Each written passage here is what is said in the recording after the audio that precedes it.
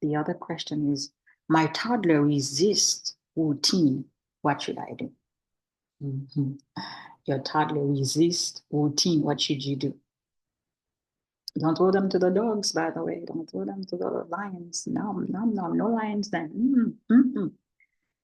They are their own persons. That's what I want to say. They are their own persons. Pay attention to them.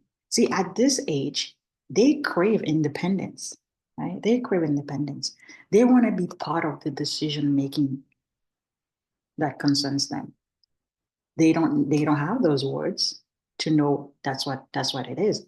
But they don't know enough to say, Mommy, I want to make choices for myself.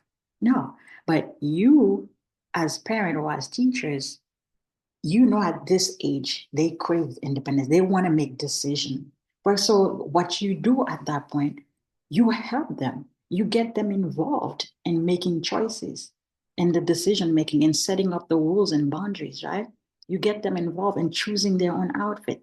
For example, they may not like nap time, but they like reading. So you say, honey, which book would you like? You choose two books. You go, which book would you like to read for nap? They don't like nap time. That's the trick, right?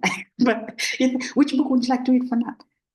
So, but now they focus that you're giving them choice. They choose a book and it's nap time. They're going to go nap. You know, Pay attention to your child also to see maybe why they're resisting. Right? Why are they resisting? If you pay attention, I bet you're going to find out why and then you will solve that issue. Okay? Okay. Continue to remain flexible, right? Keep your routine flexible and consistent. That also help them. Sometimes they resist also because we have been flippy flop in how we do it. They can't really count on us. Like one day it's this way, the next day it's that way, and then we try to call it routine. They're not interested. It's like, Mommy, you don't know what you're doing. You don't know what to do. They don't know to tell you that. But sometimes, that may be what's troubling them.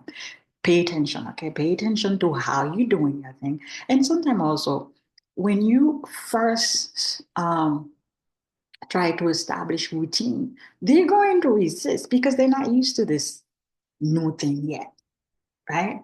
So you got to keep it up. You got to stand your ground and keep it up, and see how they just follow eventually. They'll follow your lead, right? I remember one time I went to a workshop. I was working at a school, and they had a workshop for teachers.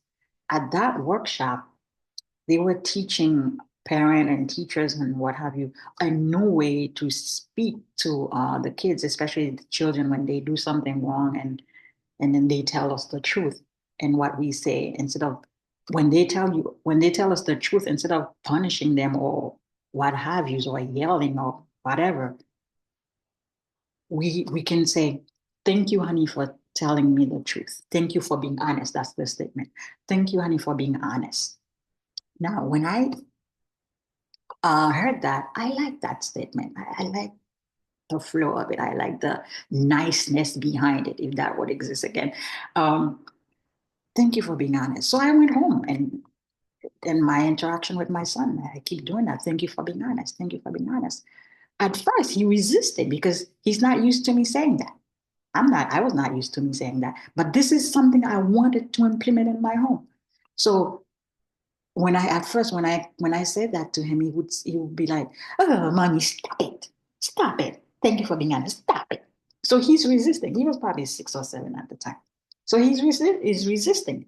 But just because he's resisting, it doesn't mean I have to stop doing it. He just hasn't been used to it yet because it's a new thing. Many people don't respond to new things just like that, right? So after a while, guess what? He had no choice but to he started speaking like that too. How about that? He started speaking like that himself. So when your child resists routine, it could be because it's new, yes, and the child hasn't gotten used to it yet. So keep it up and be consistent. Stand your ground when you know you're doing something that's good. Okay.